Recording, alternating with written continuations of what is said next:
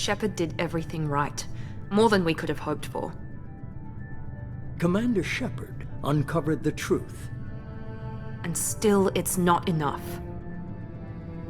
We're at war. No one wants to admit it, but humanity is under attack. But they're sending her to fight Geth. Geth! We both know they're not the real threat. The Reapers are still out there. And it's up to us to stop them. The Council will never trust Cerberus. They'll never accept our help, even after everything humanity has accomplished. But Shepard, they'll follow her. She's a hero, a bloody icon. But she's just one woman. If we lose Shepard, humanity might well follow. Then see to it that we don't lose her.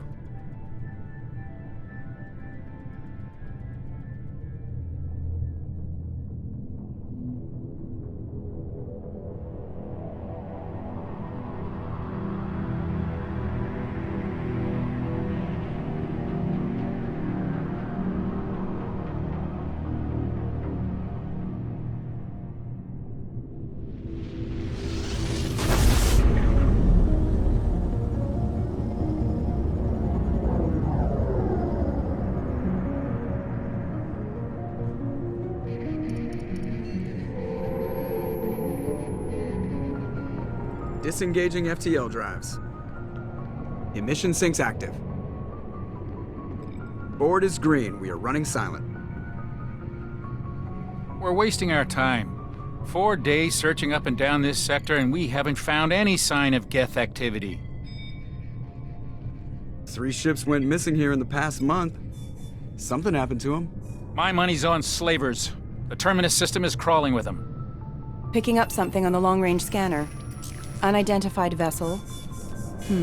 Looks like a cruiser. Doesn't match any known signatures. Cruiser is changing course. Now on intercept trajectory. Can't be. Stealth systems are engaged. There's no way a Geth ship could possibly... It's not the Geth. Brace for evasive maneuvers!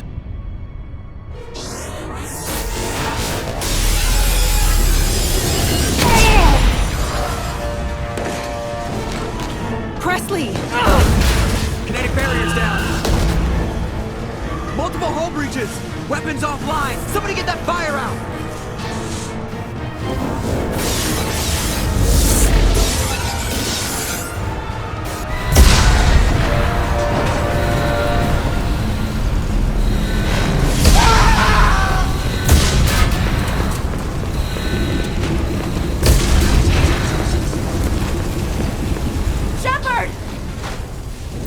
Distress beacon is ready for launch. Will the Alliance get here in time?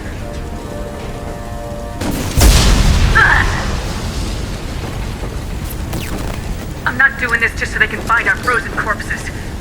Get everyone onto the escape shuttles. Joker's still in the cockpit. He won't abandon ship. I'm not leaving either. Get to the damn shuttles! I'll haul Joker's crippled ass out of here. Commander! Get the hell out of here!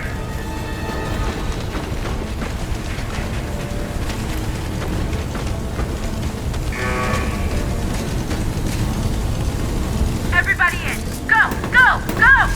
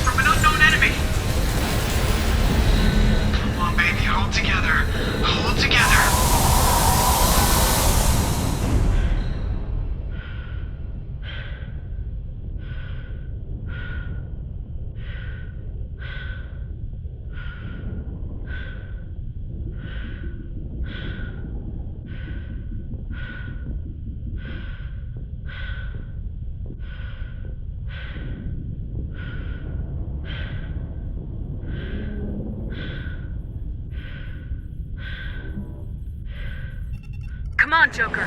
We have to get out of here. No, I won't abandon the Normandy. I can still save her. The Normandy's dead, just like us if we don't get the hell out of here. No, we just have to... Oh no. They're coming around for another attack.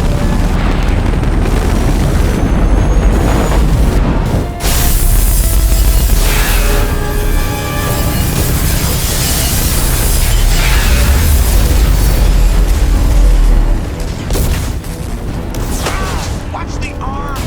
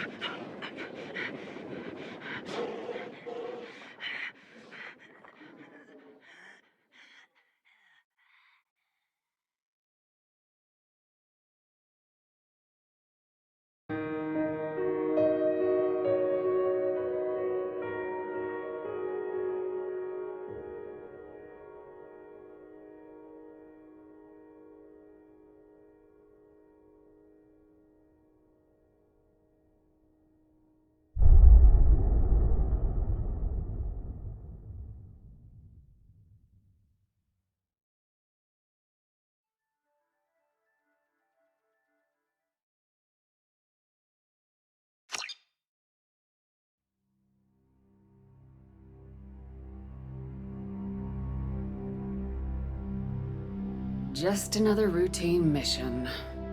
Why do they always say that before a mission? Of course it's routine, you haven't done anything yet. It's everything that happens along the way. The choices you make, the paths you choose, that turn the routine into anything but. Of course, that's how it started. A routine mission, answering a distress call. And look where that got me. We were testing out the Normandy, Captain Anderson's new ship, when the distress call came in. An Alliance patrol on Eden Prime had been attacked. They'd seen something they couldn't explain. And whatever it was massive. I hit the ground with my lieutenant, Caden Alenko. A good kid, loyal, by the book, with a talent for biotics. We came across the lone survivor of the patrol, Gunnery Chief Ashley Williams. A soldier to the core. Tough, disciplined, ready to take on whatever came her way.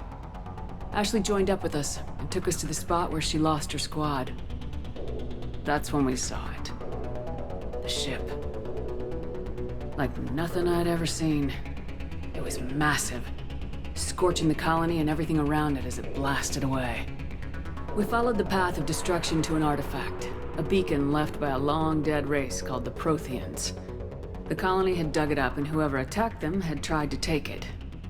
Lieutenant Alenko made the mistake of getting too close. Hit him with some type of energy. I grabbed him and threw him out of the way. That's when it hit me. Hard. Every muscle in my body went rigid. I couldn't move, could barely breathe. Everything went black. And then I saw something. A vision. Dream. A nightmare. By the time I woke up, we were halfway to the Citadel on our way to meet the Council.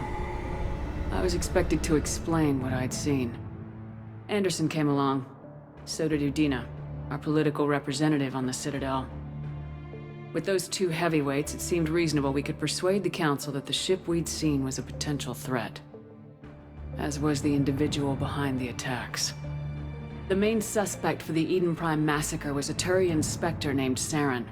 He'd been seen by one of the survivors from the colony at Eden Prime, and there was some evidence to suggest that the ship was connected to Saren.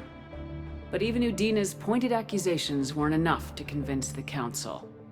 They just couldn't believe one of their chosen elite Spectres could be guilty of something like that. They needed proof, which meant I needed proof. Fortunately, I wasn't alone in my search. Garrus, another Turian, wanted to help. A top agent for Citadel security.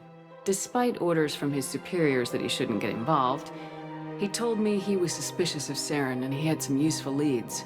More importantly, he was willing to share them.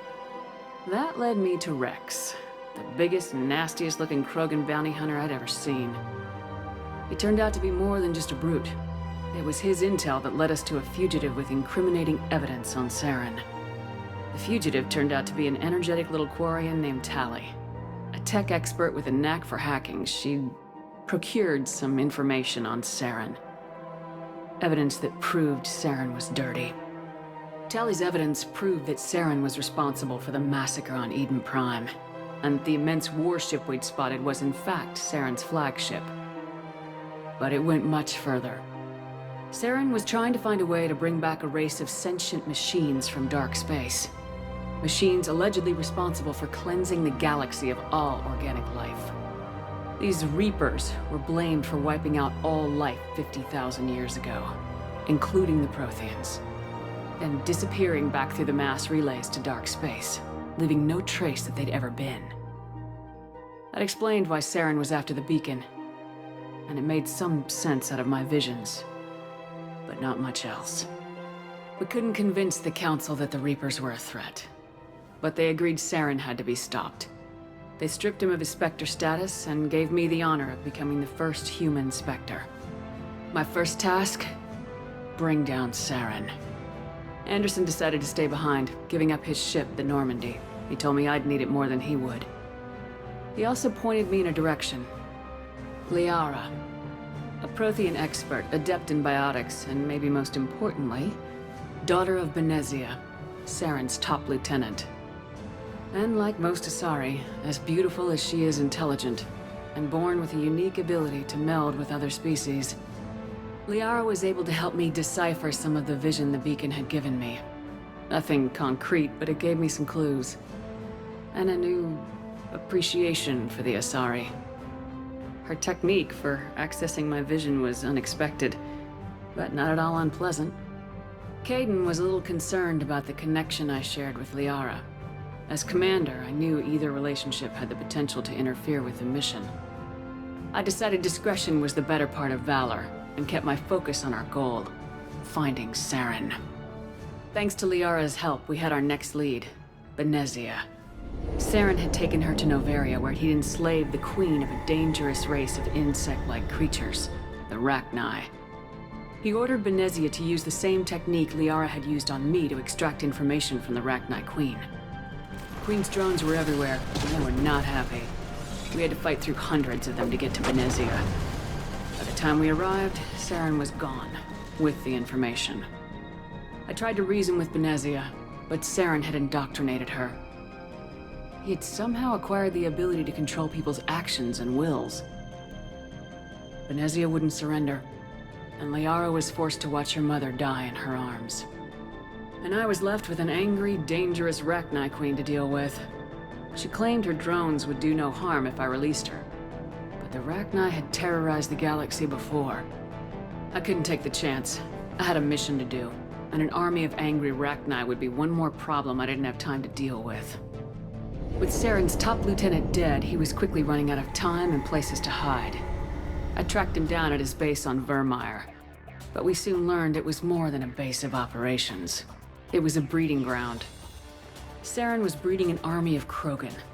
He'd found a cure for the genophage, a disease inflicted on the Krogan to prevent them from breeding and taking over the galaxy.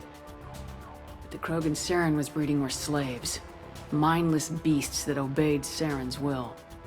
I had to destroy the base and all its research. Rex disagreed, violently. Rex wanted the genophage cure for his people. I tried to convince him to help me destroy it, that these Krogan weren't real. But he wouldn't back down.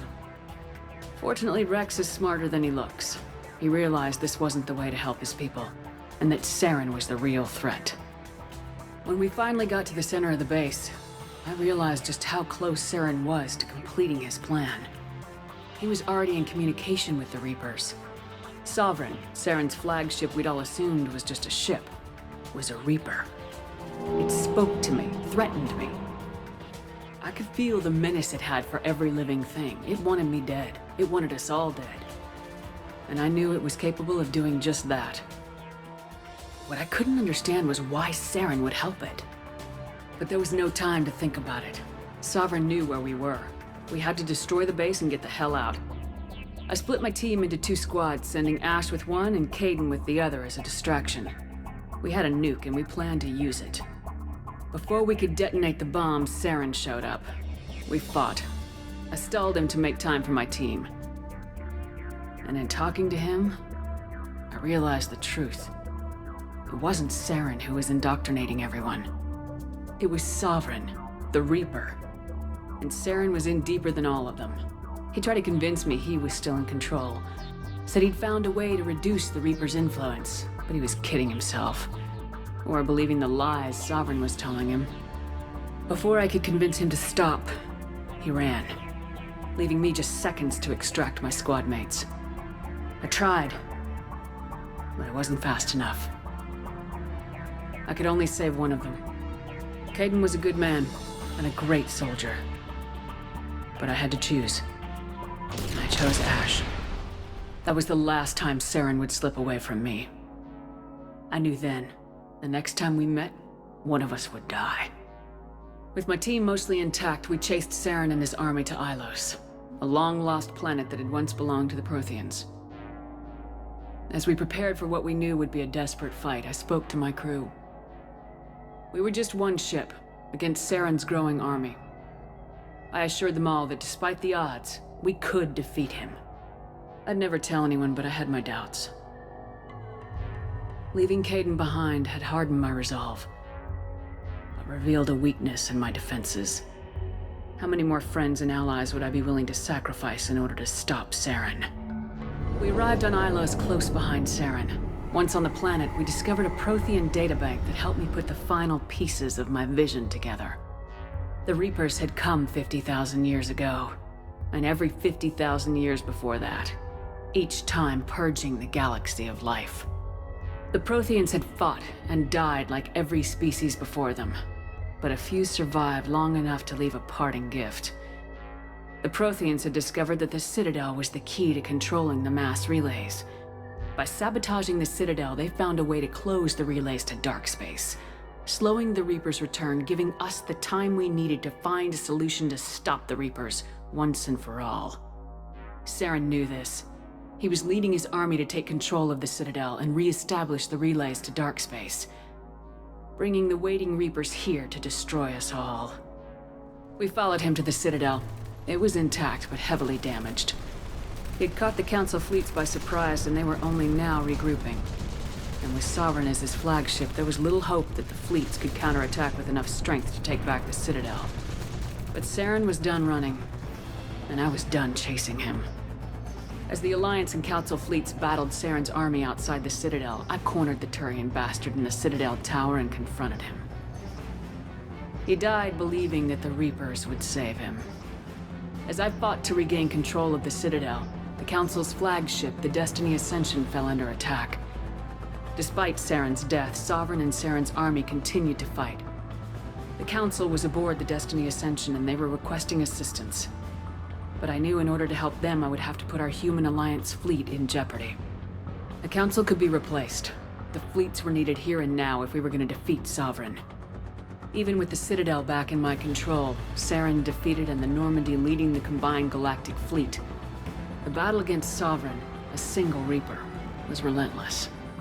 It took the combined fleets of humanity and the other races, but in the end, Sovereign fell. But the costs were immense. While humanity's efforts in the war earned us our first seat on the Council, it was a hollow victory. The Reapers were still out there. I knew the fight was far from over, but as the one who'd led the fight against Saren, I was given new responsibilities. The choice of humanity's first counselor was left to me to decide. On the one hand, Udina, the lifetime politician, ruthless and ambitious, he would easily navigate the political landmines that would soon be placed before him. The other choice, Captain Anderson, the career soldier. Tough but fair. But a friend, and someone I could trust. Both great leaders in their own right. I didn't much like Udina, but sometimes you need a pit bull on your side. Someone willing to be the bad guy, for the sake of the greater good. The war was over.